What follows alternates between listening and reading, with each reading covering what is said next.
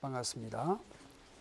오늘 본문을 통해서 보복하는, 복수하는 문제에 대해서 생각해 보려고 합니다. 국가 간의 대립이나 전쟁을 지금 말하려고 하는 것이 아닙니다. 그리스도인 우리 중고등부 친구들이 복수나 보복하는 문제 생각해 보려고 합니다. 우리나라 법은 개인적으로 보복하거나 복수하면 안 됩니다. 법을 통해서 국가가 악을 징계하도록 하는 것이 원칙입니다.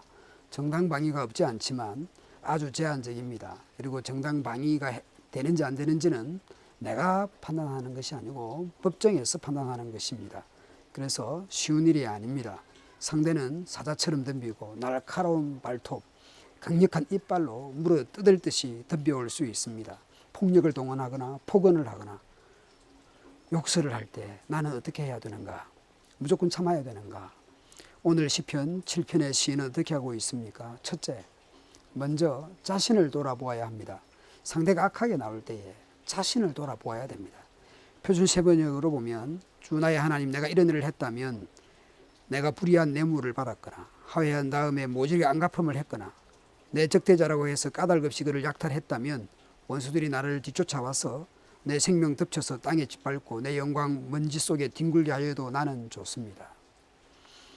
살아가면서 인간관계에서 엄청난 고통과 힘든 일을 마주했을 때에 자신을 돌아보아야 됩니다. 상대가 저렇게 악하게 나오는데 나는 혹시 다른 사람에게 다른 사람을 억울하게 대했거나 그렇지 않았는지 하나님 앞에서 자신을 먼저 돌아보아야 합니다. 내 억울한 것만 생각하고 다른 사람 억울하게 만든 일은 없는지 먼저 돌아보면 좋겠습니다. 두 번째 생각해야 될 것은 하나님이 어떤 분인가 라는 겁니다. 우리가 예수 믿는 사람이잖아요. 예수 믿는다라는 것은 모든 일에 하나님과 관계를 시키는 겁니다. 원수 같은 인간 만나서 그 원수에 대해서 생각하기보다는 먼저는 내 자신을 돌아보고 그 다음 하나님에 대해서 하나님이 어떤 분인가 생각해야 됩니다. 하나님이 어떤 분인가? 오늘 8절, 11절, 12절, 13절에서 보면 하나님은 심판하시는 분입니다. 재판하시는 분입니다. 옳고 그름을 판단하시는 분입니다. 의로운 재판장입니다. 여러분, 사람은 물론 여러 사람이 있지만 여러분, 사람은 어렵지 못합니다. 재판하는 여러분, 검사나 판사나 경찰도 잘못할 수 있습니다. 하나님은 그런 분이 아닙니다. 그리고 하나님은 악을 징계하는 분입니다. 하나님의 공의로운 재판, 하나님의 공의로운 심판, 하나님의 의로우심을 믿으시기 바랍니다. 세상 법정도 서류 재판을 하기도 하고 1심, 2심, 재심들이 있습니다. 대법원까지 갈 수도 있습니다. 많은 시간들이 필요합니다. 재판이 한 번만에 끝나지 않습니다. 그런 의미에서 우리가 하나님의 법정에 호소했을 때에 시간이 걸릴 수 있다는 것을 생각해야 합니다. 세 번째는 우리가 복수를 해야 되는 것이 아니라 하나님의 법정에 호소해야 됩니다. 쉽게 말해서, 한마디로 말해서 기도하는 겁니다. 기도에는 많은 요소와 내용들, 방법들이 있습니다. 기도라고 해도 좋겠지만 하나님의 법정에 호소하는 겁니다. 하늘의 신문고를 우리가 두드리는 겁니다. 1절, 6절에 보면 내가 주께 피합니다. 내 대적들의 노를 막으시며 나를 위하여 깨소서. 주께서 심판을 명령하셨습니다. 상대에게 직접 대놓고 말을 못하지만 하나님 앞에서는 어떤 원수 같은 인간에 대해서 호소할 수 있습니다. 14절부터 보면 악인은 악을 잉태해서 재난과 거짓을 낳는구나. 구덩이를 파고 또 파지만 지가 만든 구덩이에 지가 빠진다. 남을 해친 재난이 제게로 돌아가고 남에게 휘두른 폭력도 제 정수리로 돌아.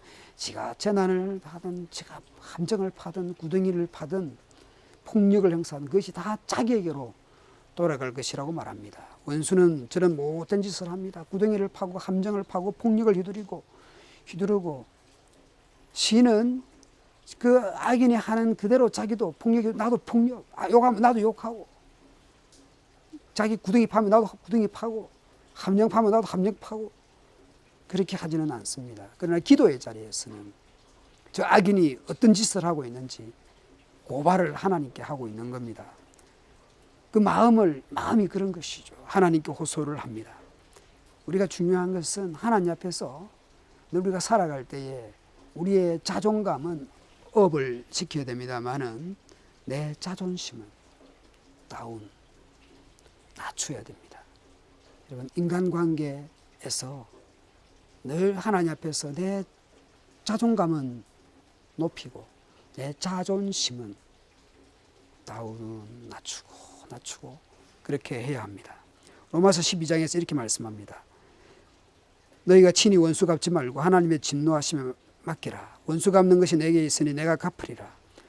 대신에 네 원수가 줄이거든 먹이고 목마르거든 마시우라. 그렇게 해서 네가 숯불을 그 머리에 쌓아 놓으리라. 악에게 지지 말고 선으로 악을 이기라. 악을 악으로 이기는 것이 아니라 악을 선으로 이기라고 말씀합니다. 원수의 머리에 숯불을 쌓아 놓는다는 것은 그 원수에게 친절을 베풀어서 스스로 부끄럽게 이기거나 양심의 가책을 느끼도록 하는 것입니다.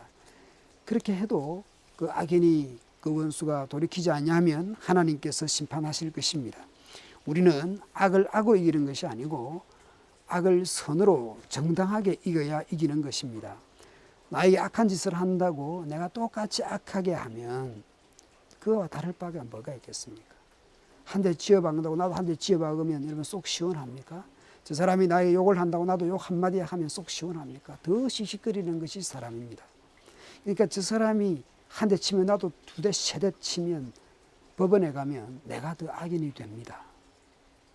그러니까 똑같은 악인이 되거나 더 악한 사람이 되거나 그런 의미에서 성경은 그렇게 하지 말라라는 겁니다. 정당한 절차를 통해서 법이나 제도나 상담 등의 도움을 받을 수 있습니다. 그런 것이 필요할 수도 있습니다. 여하튼 인간 세상에서는 허점도 많고요.